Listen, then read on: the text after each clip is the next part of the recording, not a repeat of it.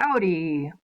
I just want to start off and just talk a little bit more about 5.2 before we get into 5.3 and 5.4.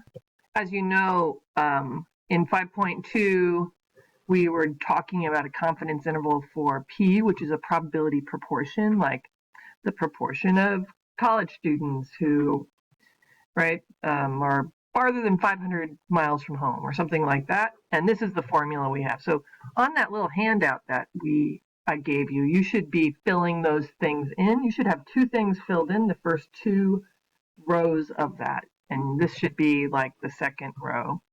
All right. Here's the thing. One of the most powerful things about confidence interval formulas and understanding them is before you ever set up an experiment, you could determine the sample size that you want for that estimate so that you have a small error, okay? So this is like we were talking about political polling, right? And I told you that those polls, which have 4% error, they usually only have around 700 people, okay? Well, they know that if they get 700 people, they'll have an error of 4%, okay? And that's a pretty small error, or 3.5%, or whatever it is, right?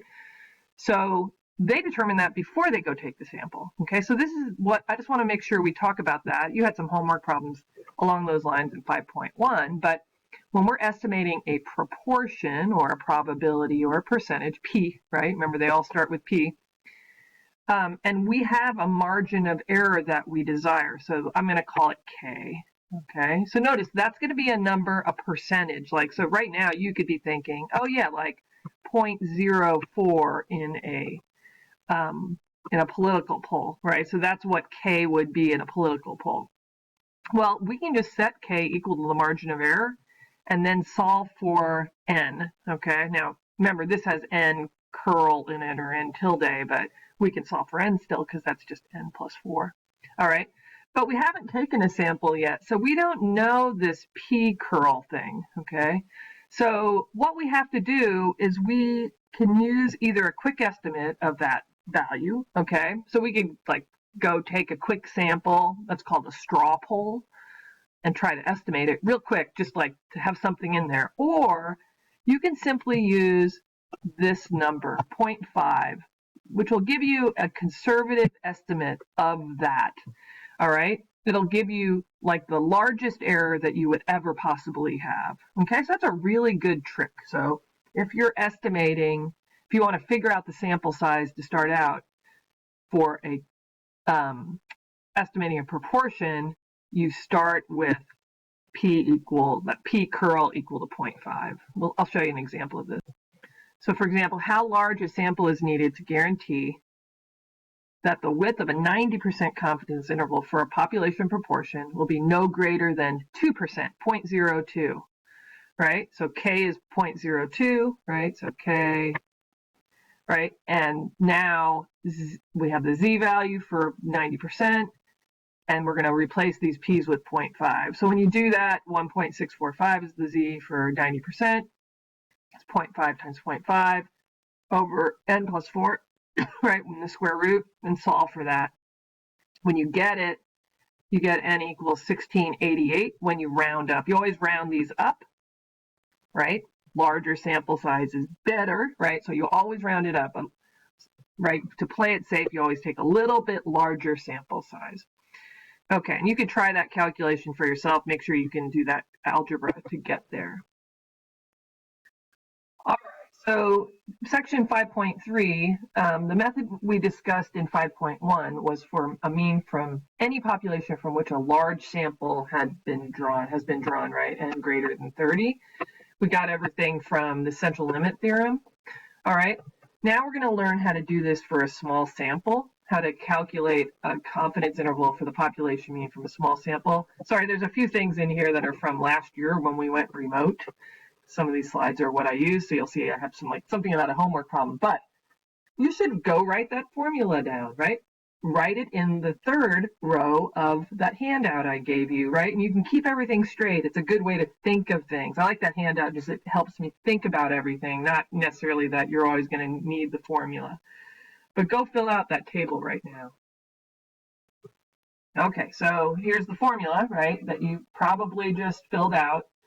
All right, if you have a small sample. So now here's the thing. If you are going to if you're trying to estimate a population mean using a small sample, there's some assumptions we have. Now you need a normal population. That's actually a pretty big assumption. All right, and we'll talk about ways to test that assumption. So this is new. You have to have a normal population. All right, so then you'll notice this confidence interval looks almost just like the last one, but there's a new table that we have to use, okay? So this table, it's called the student's t-distribution, all right? And so you're not going to be using a z anymore, all right? It's only for when you had a population that was normal, and samples like these with really small things, like if you had outliers in your sample, all right, then you probably shouldn't use this confidence interval. You'd have to find another method to make things. So this T table, right, so this T table is in the inside back cover of your book, all right? So we will do a few of these things by hand, or you could use a function in Google Sheets again to make this go really quickly, right? Do the calculations for you so you're not doing them on a calculator, all right? So you could go and try to figure out the formula for finding that. I think it's like t.inv or something like that in Google Sheets to find that value. So we're talking about getting that value in this function. Let's look at a really quick example. We're going to speed through it. All right, so you'll notice that this symbol has a subscript. The subscript, remember I've told you to like kind of ignore the alpha over 2, don't really worry about it, but you'll notice there's this n-1, which is something about the sample size. All right, so this n-1 is called degrees of freedom. N-1, you'll see in my picture down here, degrees of freedom is n-1 equals 9, and that's the row of the table, okay? And if we're doing like a 90% confidence interval, then we'd have 9 degrees of freedom. And you just find this tail area in the top margin. So if you look at the picture in the table, all right, the table shows that the area, the top tail of the area is what's given, okay? So like this is called the alpha value, right? So if we do 90%, we'd have 5% on each side, 0.05. We look up T subscript 9, 0.05, 1.833. Notice that value is bigger than the 90% value for normal, which was 1.645. So this, using a t-distribution, gives you something that's not quite as precise. All right, so remember, we learned how to do like a box plot in R. I didn't make you make box plots by hand, all right, but you should kind of be familiar with what the different bars on a box plot are. Remember, if you do a box plot in Google Sheets, it won't show you those bars, and they're kind of important. Google Sheets does a lousy job at box plot, which is why we did not do that in class. All right, but I just want to talk about this example 5.19 on page 349.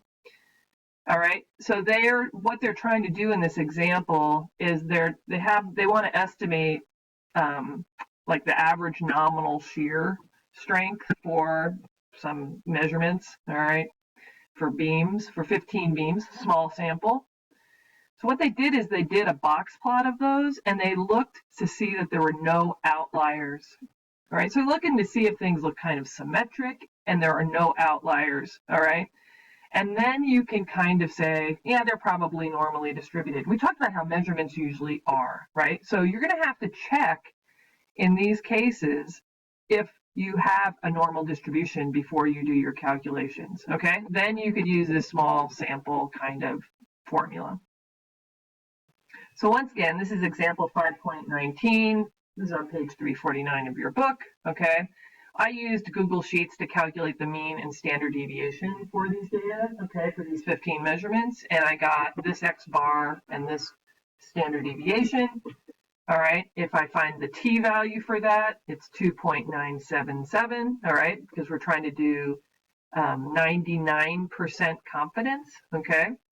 and 14 degrees of freedom, right? 15 minus 1 degrees of freedom. You can go look up that table. Make sure you know how to do that. Okay, we're not going to spend time on this in class. And we can interpret this. All right, so once we do this calculation, we can interpret that we are 99% confident that the mean shear strength for pre-stressed concrete beams is between 520.62 and 815.92, whatever this is, kilonewtons or something like that. I'm not sure what that measurement is. All right. So remember, you have to interpret for my husband. Finally, just some prep problems. I want you to find the appropriate t-table value you would use in a small sample confidence interval for the mean. If we were using 95% confidence and a sample size of 29, or 80% confidence in a sample size of 11. So try those, okay? So you can look back at the problem I did earlier where I did a 90%, right? And then you want to try to do it for these two cases. It's not too hard using that t-table in the back of the book. So then I'd like you to do these problems over if the confidence interval was a one-sided confidence interval. So what if we were just doing an upper or lower bound? Now, one of those would be a subtraction and one would be an addition, but it would just be the same. It would be the same t-value no matter what. So you can remember how we did that in the normal case, right? You just put the confidence level in the bottom of the distribution, like so you'd have 95% on the left side, right? And you just have to figure out what the tail area, so it wouldn't be in the middle of the distribution anymore. Still pretty simple to find. So do both of those for one-sided confidence intervals, and that's it. I'll see you in class.